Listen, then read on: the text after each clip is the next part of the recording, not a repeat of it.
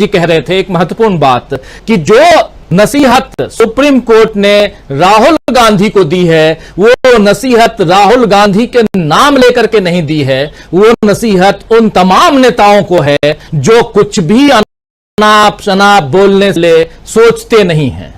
और ऐसी बातें प्रधानमंत्री नरेंद्र मोदी सहित कई नेताओं ने अपने जुबान कभी चलाए, कभी और क्या किए पता नहीं, आप सब जानते हैं, यहां ज्यादा बोलना ठीक नहीं है। लेकिन बहुत ऐसी बातें हैं जिन पर चर्चा होगी आने वाले समय में। 50 करोड़ की विधवा, जर्सी गाय और न जाने क्या क्या, ये तमाम बातें हुई हैं। दीदी ओ दी, ये भी राग सुना हमने। ये राग कहेंगे जयशंकर जी, ये कौन सा राग होता है? राग बंगाली कह सकते हैं, वेस्ट बंगाली। तो ऐसे राग मोदी कह राग विभत।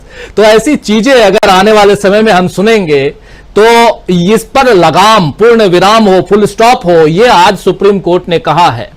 तो एक नहीं कई सारी चीजें सुप्रीम कोर्ट के उस छोटे से डिसीजन में, छोटे से फैसले में बहुत कुछ है जो हम अभी थोड़ी देर पहले आपके सामने रख चुके हैं। बहुत इंपॉर्टेंट फैसला आज का, और सबसे बड़ा फैसला जो साथी बाद में जुड़े हैं, एक लाइन बता करके सीधे अमलेंदु जी के पास आता हूं। फिर प्रशांत टंडन जी को जाना है, इसलिए प्रशांत टंडन जी के पास जल्दी आऊंगा तुरंत, क्योंकि इनको आज बाहर निकलना है, कल से बाहर से जुड़ेंगे हमारे साथ, तो उनके पास भी आना है। लेकिन पहले कि सुप्रीम कोर्ट ने साफ साफ कहा है, स्वामी जी शायद आप सुन चुके होंगे, सुप्रीम कोर्ट ने कहा है कि भाई आपने 2 साल की, मतलब किसी भी केस में मैक्सिमम सजा देने का अधिकार तो है आपको, आप दे, लेकिन ये तो बताइए कि किस वजह से दे रहे हैं। आपने वो लिखा ही नहीं। और न सिर्फ आपने 100 पन्ने का, यानी उन्होंने 100 पन्ना नहीं लिखा कि आपने पन्ने बहुत खर्च किए फैसला सुनाने में। ये हाई कोर्ट के लिए कह रहा है सुप्रीम कोर्ट कि आपने में बहुत पन्ने खर्च किए, लेकिन वहां भी आपने ये नहीं लिखा कि भाई इनको सजा मैक्सिमम क्यों दी गई है। और अगर ये एक दिन भी सजा कम होती, 2 साल से कम की सजा होती, तो इनकी सजा के कारण इनको वोट दिए हुए जनता जो है वो नहीं भुगत रही होती। आज जनता भी भुगत रही है, इसलिए राहुल गांधी की सजा पर यहां स्टे लगाते हैं। ये बहुत बड़ा फैसला है सुप्रीम कोर्ट की तरफ से, और आने वाले दिनों में इस फैसले को नजीर के रूप में आप देखेंगे कि लोग पेश करेंगे। अमलेंदु उपाध्याय जी, आपका टेक, आपकी बात, उसके बाद सीधे फिर हम प्रशांत टंडन जी के पास जल्दी से आते हैं। राजीव जी, आपने जब गाने से शुरुआत की तो एक गाने की आखिरी की लाइनें हैं कि जो है खिलाड़ी उन्हें खेल हम दिखाएंगे, अपने ही जाल में शिकारी फंस जाएंगे। तो जो जाल बना गया था राहुल गांधी के लिए, उस जाल में शिकारी अब खुद फंस गए हैं। ये मुकदमा अगर सुप्रीम कोर्ट तक नहीं आता राजीव जी, तो आज पूरा देश ये चर्चा नहीं कर रहा होता जो आज हम लोग बैठ के चर्चा कर रहे हो। दिन भर हम लोगों ने जो चर्चा की, तो ये जाल बिछाया आखिर किसने था? ये बिछाया था भारतीय जनता पार्टी ने। और सुप्रीम कोर्ट की इतनी सख्त टिप्पणी अगर आती है निचली अदालत के खिलाफ कि भाई आपने जो सुना दी सजा, लेकिन आपने कारण तो बताया ही नहीं, और साथ में हाई कोर्ट के लिए जो आती है टिप्पणी कि भाई आपने पन्ने बहुत खर्च किए, आप इसको साधारण भाषा में कहें, कानूनी भाषा में नहीं कहें तो ये कहा जाए कि आपने पन्ने बहुत काले किए, लेकिन आपने इसमें कुछ बताया ही नहीं। लेकिन मुझे लगता है कि हाईकोर्ट के जज साहब ने तो बता दिया था कि सजाएं जो है क्यों है। उन्होंने कह दिया था कि वीर सावरकर, उन्होंने तो कह दिया था वीर सावरकर की वजह से जो है वो सजा ये बहाल की जाएगी। हालांकि सावरकर का मुकदमा नहीं था जिसपे हाईकोर्ट के जज साहब जो थे वो सजा बहाल रख रहे थे, लेकिन उन्होंने बता दिया था कि चूंकि वीर सावरकर के पोते ने भी पुणे में दायर की हुई है, इसलिए ये जो है वो सजा बहाल की जाती है, बहाल रहेगी।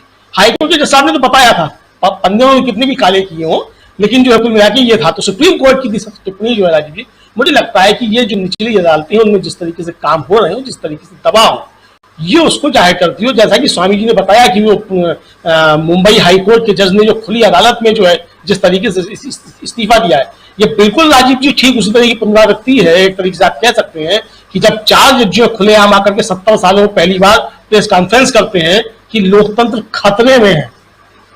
ये उन जजों के शब्द थे जिनमें से उनमें से कई एक जो है वो कुछ माननीय बन गए हैं, कुछ किसी जगह कहीं हो गए, कुछ हो गए।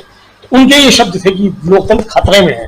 तो कुल मिलाकर के राजीव जी जो लोकतंत्र खतरे में दिख रहा है और जो जिसकी चीजें हो रही हैं, मुझे लगता है कि उस पर ये एक तरीके से कहा जाए कि एक चेक पोस्ट जो अब लगाया, ये नहीं कह सकते कि बैरियर है, लेकिन एक चेक पोस्ट जो है वो एक है, और कुछ आशाएं बनती हैं कि लोकतंत्र पे जो खतरे मंडरा रहे हैं उन खतरों से देश जो है आसानी से निपट लेगा। दूसरी बात राजीव जी की राहुल गांधी ने आज जिन शब्दों में प्रतिक्रिया अपनी दी है, आप देख सकते हैं राहुल गांधी के चेहरे के हाव भाव को देख करके और उन शब्दों की विनम्रता को देख करके आज आपको पहली बार ये महसूस हुआ होगा कि राजीव गांधी का बेटा जो है वो देश से मुखातिब है।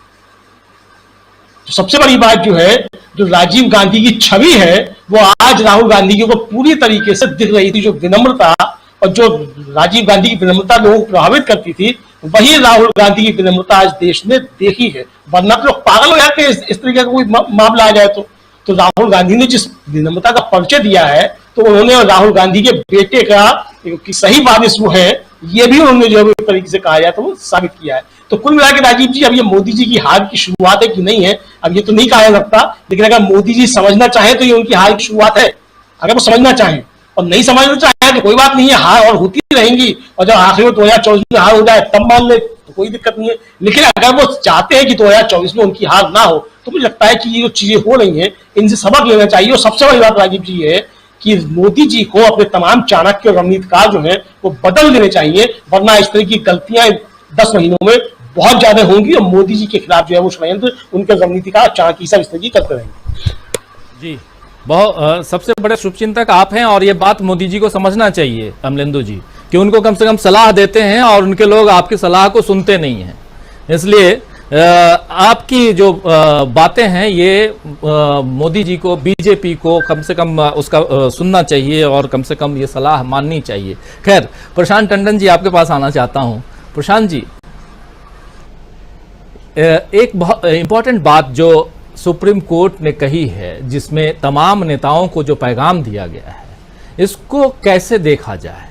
क्या आने वाले समय में जो हेट स्पीच हैं, जो ऐसी तमाम बातें एक दूसरे के ऊपर आरोप प्रत्यारोप जो हम सुनते हैं चुनावों के वक्त, और उस पर कहीं ना कहीं लगाम लगाने की कोशिश है ये कोर्ट की तरफ से, कोर्ट का जो वर्डिक्ट है उसको उसका अगर गहन चिंतन उस पर किया जाए, अध्ययन करके, तो क्या कुछ आप पाते हैं? यहाँ से क्या देश की राजनीति को थोड़ा साफ सुथरी राजनीति की तरफ परिवर्तित होते हुए हम देखेंगे, जहां बहुत कुछ आरोप प्रत्यारोप लगाइए लेकिन जो बातें होती रही हैं, क्या यहां फंसी हुई नहीं नजर आ रही है बीजेपी एक ऐसे मुद्दे पे जिस पे ऑलरेडी एक बच्चा कहेगा कि हाँ नीरव मोदी लेके पैसा भाग गया, ऐसे कई 3-4 मोदियों की बात होगी जो नाम ऑलरेडी हैं, और ये बात तो है, जग जाहिर है।